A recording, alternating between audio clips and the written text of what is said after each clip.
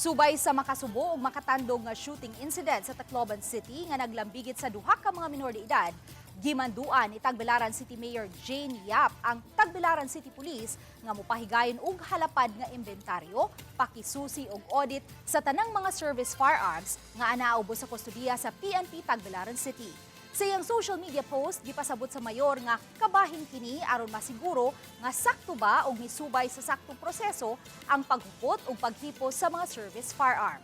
Gitumong kini aron masiguro ang kaluwasan sa mga taga-Tagbilaran, ilabi na ang mga tinun-an ug mga magtutudlo sulod sa mga tunghaan.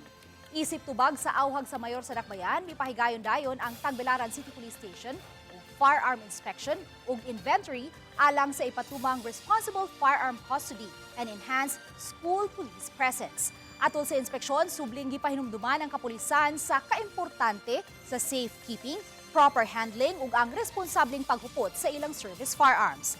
Gipahinumduman usab ang kapulisan sa atubangong administrative ug criminal liabilities kung adunay mahitabong insidente nga maglambigit sa government-issued firearms nga ubos sa ilang kustudiya.